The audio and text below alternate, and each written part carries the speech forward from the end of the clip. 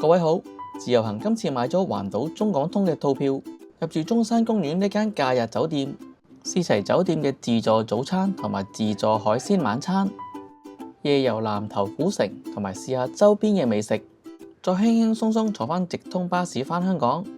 快啲跟住我一齊展開呢場小旅行啦！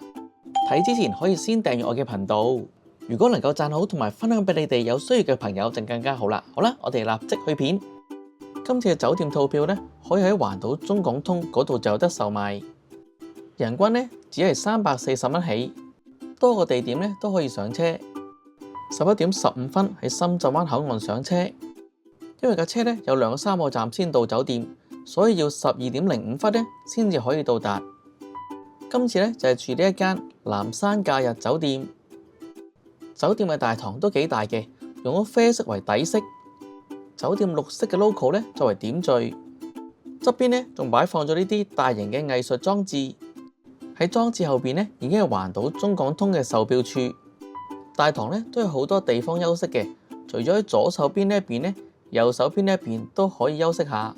佢嘅座位咧都幾舒適，因為有4部升降機，所以呢啲送餐機械人咧都非常之忙。而我哋上落咧都好方便。電梯口設置咗清晰嘅指示牌，一睇就知道樓層有啲咩設施。我今次呢就係住12樓23室，一齊入去睇下呢間房有啲咩設施啦。一入到嚟左手邊呢有好大塊鏡，洗手間呢都有塊大鏡㗎。我就比較關心有冇牙膏牙刷，兩樣呢都有齊備。呢塊圓鏡呢除咗識發光，仲有放大嘅功能，照我塊面呢都照得好清楚㗎。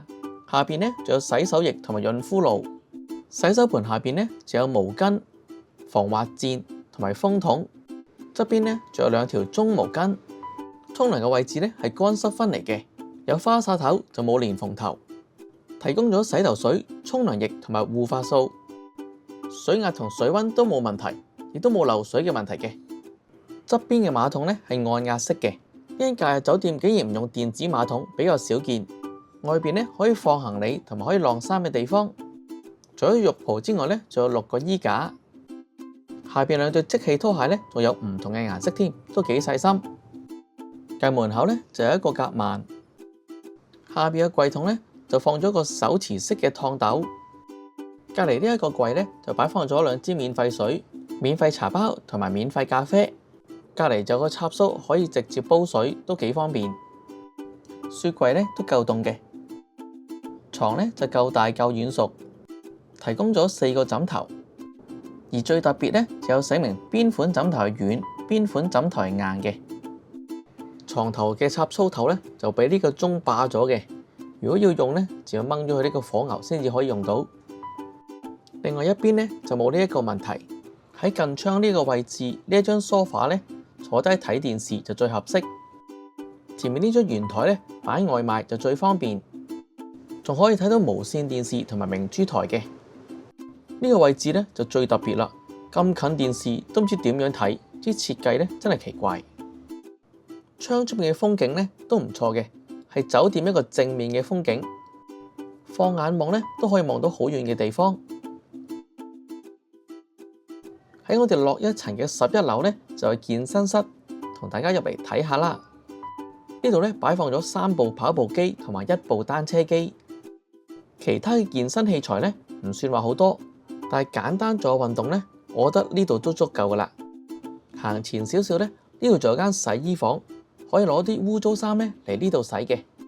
如果覺得啲衫太潮呢，呢度都有部直立式嘅燙斗，可以燙一燙佢。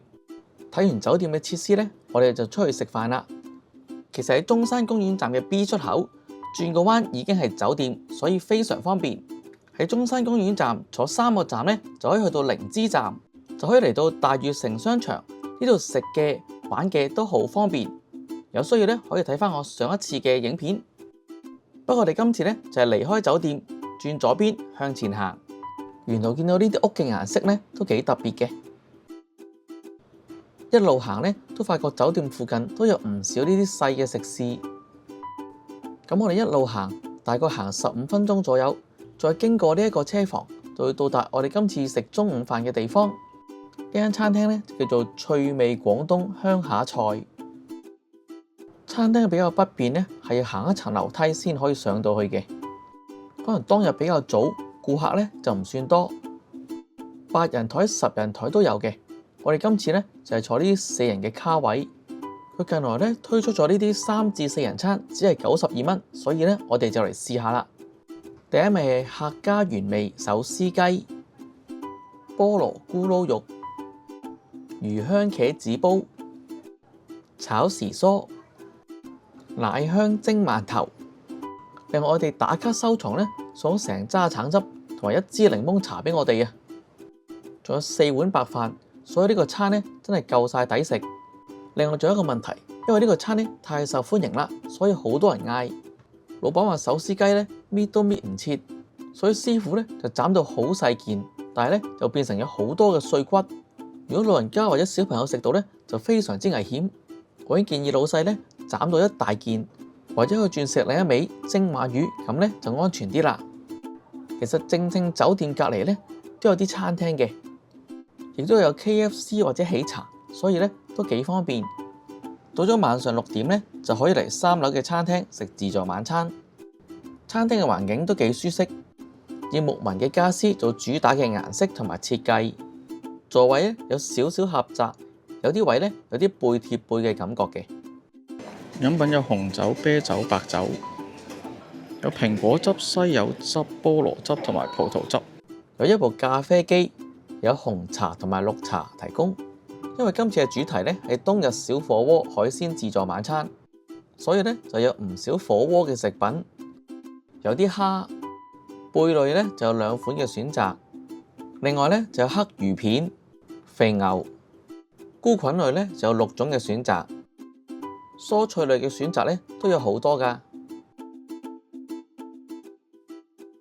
呢一煲呢就係今次嘅火鍋湯底，有辣同唔辣嘅選擇嘅。1人1煲，我今次呢就揀咗菇菌湯底，亦都可以喺呢度呢加啲調味料。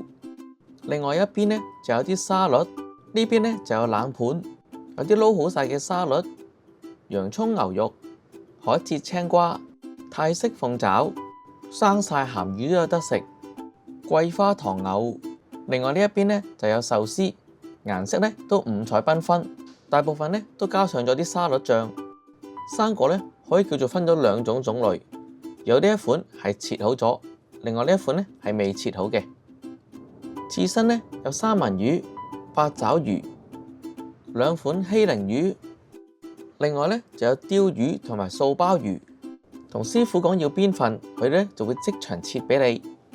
另外一邊呢就係海鮮冷盤，冷盤呢嘅種類非常之多，全部呢都好新鮮嘅。佢哋呢係烚好咗之後就即場放喺呢度，保持食物原本嘅味道。另外呢一邊呢，全部都係即場燒烤嘅食品，羊架、魚同埋香腸呢啲即場燒烤，夠晒熱辣辣。呢邊呢就有啲羊腿、西冷牛扒同埋法式腸。呢一邊呢就有啲串燒同埋烤魚，熟嘅選擇都唔少。香煎龍利魚、炸燕麥豬扒、印度咖喱牛腩、西式香草魚扒、泰式冬陰功海鮮、重慶燒雞公、蒜蓉蝦、韭菜花炒臘肉、乾炒牛河同埋炒時蔬。呢邊呢仲有啲中式燉湯添。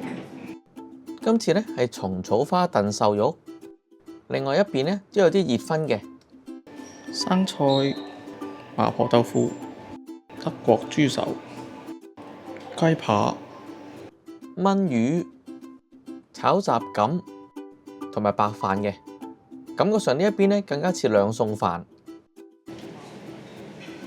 呢邊有啲雞中翼、蝦片、燒雞粒同埋我最中意食嘅蒜蓉生蠔。呢一邊呢就有3款中式燒味，有燒鴨、油雞同埋叉燒。另外一邊呢可以煮麵食。呢一邊呢就係甜品嘅位置。呢幾款甜品呢做得好精緻，睇見呢就想食。呢款柿嘅造型呢就做得更加惟肖惟妙。兔仔得意到呢我都唔捨得食。好似呢啲用個杯裝嘅甜品呢都好精緻㗎。佢呢啲羊架呢，因為成條8支骨一齊煮，所以呢中間位都幾腍嘅。啲蒜蓉蒸蠔呢都幾新鮮。每位顧客呢都奉送一份鮑魚扣鵝掌。如果就咁嚟食呢，呢個餐都要228蚊，住客呢就要158。而家套餐呢已經包埋，所以呢真係幾抵食。食飽之後呢，梗係出去散下步啦。沿住酒店行出去呢，附近都有少量嘅食肆嘅。只要過埋呢條馬路，再行前少少，大概行15分鐘左右，就可以嚟到南頭古城呢度行下。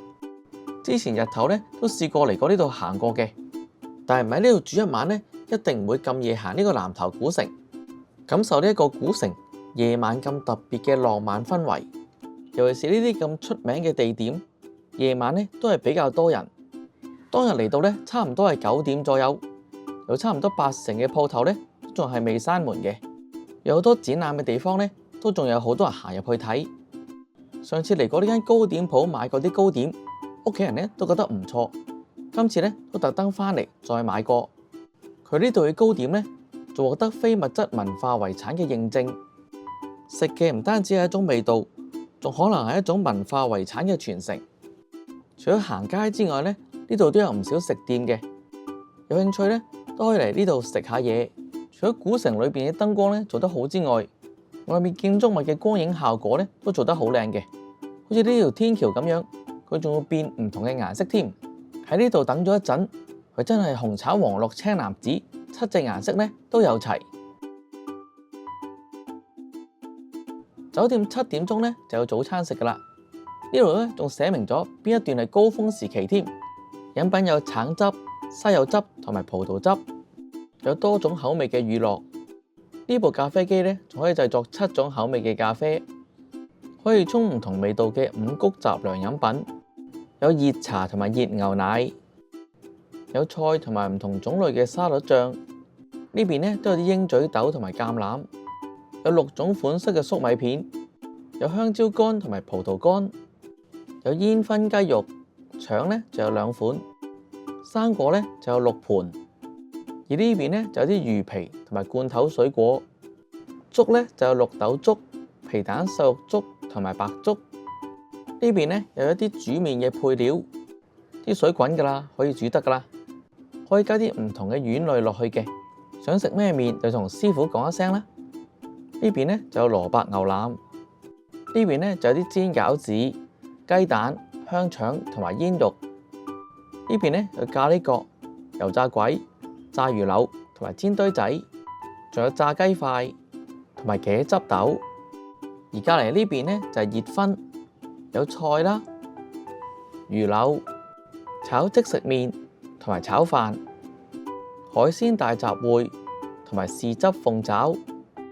蒸類呢就有蒸紅棗糕、蒸粟米、蒸饅頭同埋薯仔嘅。有西式嘅方包、長發包，有牛油同埋士多啤梨果醬，有牛油麵包、瑞士卷同埋西餅。